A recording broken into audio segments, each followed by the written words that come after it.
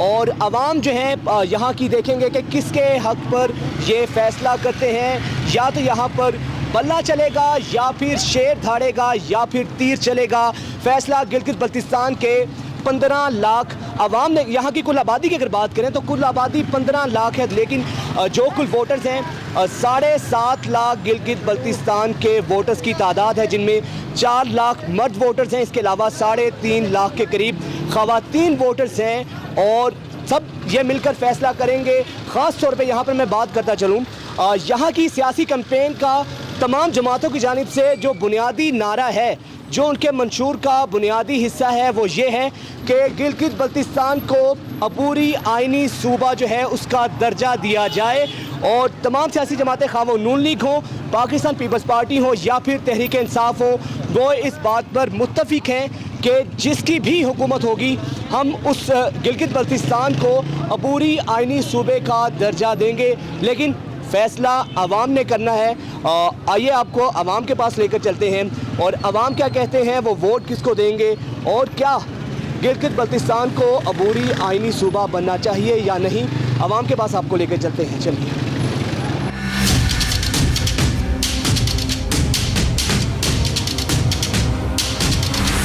Interfere کرنا چاہتے ہیں, کسی کو نوکری کی لالچ, کسی کو احتساب کی لالچ. اچھا, آپ کس پارٹی کو ووٹ دیں گے؟ ہاں, میں تو پاکستان مسلم لیگ نون کا ایک عہدیدار ہوں. انشاءاللہ میں پاکستان مسلم لیگ نون. اچھا, یہ بتائیں کہ آپ چاہتے ہیں کہ گلگت بلتستان کو عبوری آئینی حیثیت کا درجہ دیا جائے صوبے کو؟ یہ ٹرکالوجی پہلے سے ہو رہا ہے, لیکن ہم سمجھ رہے ہیں کہ عبوری صوبے سے ہمیں کیا کریں. ہمیں پرمٹ صوبے چاہے, لیکن مودی نے ان کو الحاق کیا. اسی طرح ہماری پاکستان گورنمنٹ بھی ہمیں عبوری کے بجائے پرمٹ صوبہ دیا جائے, یعنی کہ آئینی صوبے کی حیثیت دی جائے. بالکل بالکل ٹھیک ہے, گلگت بلتستان کو آئینی حیثیت دی جائے. دوسرے شہری بھی ہیں, ان سے بھی ہم بات کرتے ہیں, ان کی کیا رائے ہے. انتخابات میں کامیاب کس جماعت کو ہوگی, کون سی جماعت یہاں سے کامیاب ہوگی, اور ورکر جو ہیں, عام شہری ہیں, ان کی کیا رائے ہے, ان سے ہم بات کرتے ہیں. میرا نام شیر احمد ہے. شیر احمد ہے. اچھا شیر احمد, یہ بتائیے گا کس جماعت کو ووٹ دیں گے انتخابات میں؟ انشاءاللہ اس بار پی پی کو جتائیں گے انشاءاللہ. پیپلز پارٹی کو ووٹ دیں گے. اچھا, یہ بتائیں کہ کس جماعت کی آپ یہاں پہ حکومت بنتے دیکھ رہے ہیں؟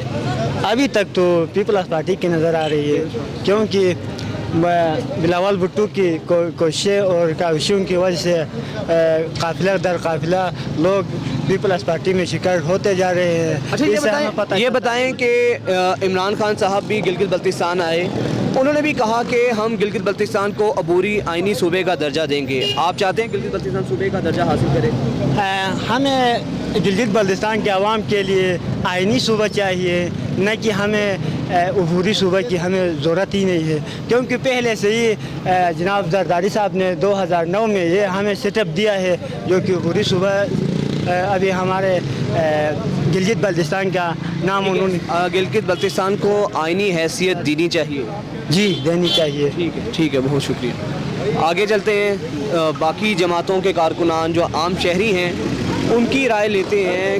ہمارے ساتھ ایک اور شہری موجود ہیں, ان سے جانتے ہیں وہ کیا کہتے ہیں, گلگت بلتستان کو عبوری آئینی صوبہ بننا چاہیے یا نہیں. اچھا بتائیے گا, بطور گلگت کے شہری آپ کیا چاہتے ہیں, اس کو آئینی حیثیت دینی چاہیے صوبے کو؟ یار یہ ہماری سب سے پہلے کی ڈیمانڈ ہماری یہی ہے کہ آئینی حیثیت ہمیں دینی چاہیے. تو آج اللہ کا کرم ہے کہ یہاں پہ ایجوکیشن جو ہے 95% پہ ہے. پورے پاکستان میں سب سے زیادہ ایجوکیشن گلگت بلتستان میں ہے. ہم ایجوکیٹڈ لوگ ہیں, سارے پڑھے لکھے لوگ ہیں. اب ہم سمجھتے ہیں کہ ہمارے علاقے کے اندر آئینی حیثیت ملنی چاہیے, دوسرے صوبوں کے امارات ہمیں ملنے چاہیے. گلگت بلتستان کو آئینی حیثیت ملنی چاہیے. آئے ناظرین, دوسرے جو شہری ہیں باقیوں سے بھی پوچھتے ہیں ان کی کیا رائے لیتے ہیں. ایک اور شہری ہمارے ساتھ موجود ہے, میں بھی دیتا ہوں. اچھا, آپ کیا کہیں گے, گلگت بلتستان کو عبوری آئینی صوبے کی حیثیت کا درجہ دینا چاہیے؟ اعوذ باللہ من الشیطان الرجیم, بسم اللہ الرحمن الرحیم. سب سے پہلے آپ لوگوں کو مشکور ہوں کہ آپ ایک حساس معاملے کو لے کر ہمارے گلگت بلتستان میں آئے ہیں. میں خوش آمدید کہتا ہوں. تقریباً 90% لوگوں کا یہی خواہش ہے کہ بھائی گلگت بلتستان کو آئینی حیثیت ملنی چاہیے تھی.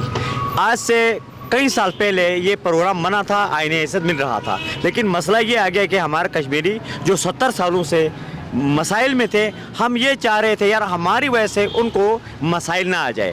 اسی کو ہم نے معذرت, کیونکہ ہمارا وہاں پر مائیں بہنیں अपने सब कुछ दाव पर लगा दिया था। इसी वजह से गिलगित बल्तिस्तान वालों ने बहुत कोशिश की, लेकिन अभी सुनने में आ रहा है कि भाई कश्मीर का को नुकसान होए बगैर गिलगित बल्तिस्तान को मौका मिल रहा है। मैं ये कहता हूँ ये पाकिस्तान की खुशनसीबी होगी, क्योंकि गिलगित बल्तिस्तान वाहिद खित्ता है जो कहता है यार 70 सालों से हम आपके गोद में पल रहे हैं, हमें अपने साथ मिलाओ।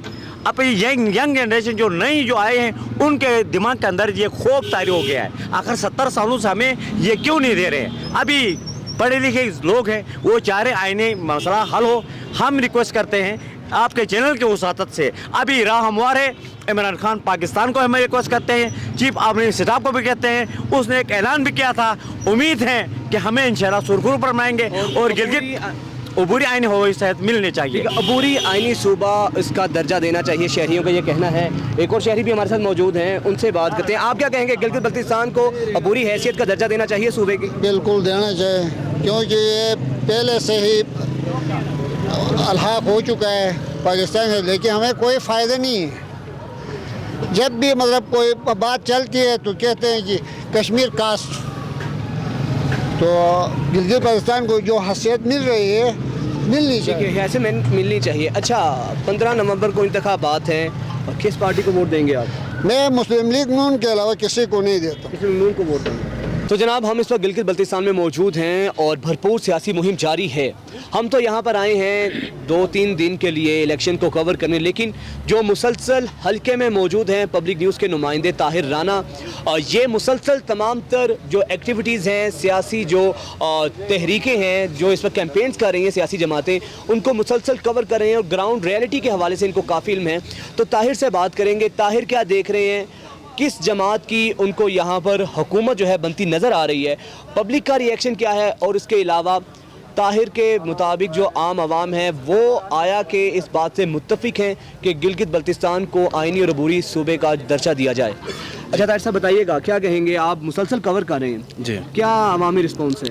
जी देखें, यहाँ पे बहुत ज़्यादा इस वक्त जो पॉलिटिकल एक्टिविटी है वो उरूज पर है। मरकज़ी जो कायदीन है वो गुज़िश्ता एक हफ़्ते से गिलगित बल्तिस्तान में, जैसे हमने देखा बिलावल भट्टू साहब जो हैं वो गांव-गांव फिर रहे हैं, और दूसरा पाकिस्तान तहरीक इंसाफ के जो मरकज़ी कायदीन है, गंडापुर साहब का कल का जलसा बड़ा अहमियत का हामिल है। इसी तरह 5 तारीख से फिर मरियम नवाज़ ने यहाँ पर आना है, इसी के साथ फिर जमात इस्लामी के सिराजुल हक साहब ने आना है। तो जो मरकज़ी कायदीन भी यहाँ आ रहे हैं तो जलसे बड़े हो रहे हैं, और बड़ा लोगों के अंदर जो जोश व खरोश है वो भी पीक पर है इस वक्त। अगर हम मजमूई तौर पर देखें कि यहाँ पे किसका ज़ोर है, तो ये कबल अस वक्त भी है, लेकिन जो आखिरी 10 और 5 दिन रहते हैं यहाँ पे, उस वक्त पता चलता है कि काया किस की तरफ पलटी है। लेकिन इस वक्त जो कैंपेन के एतबार से देखा जाए तो पाकिस्तान पीपल्स पार्टी और पाकिस्तान तहरीक इंसाफ जो है वो बड़े जलसे करने में कामयाब रही है अब तक की जो सूरत हाल है उसमें। और दूसरी जो आपने बात की कि आइनी और अबूरी सूबे के हवाले से, तो यकीनन ये एक प्रोग्रेस है। गिलगित बल्तिस्तान चूँकि पहले गुड गवर्नेंस आर्डर के तहत यहाँ पे हुकूमत थी, सूबाई सेटअप था, लेकिन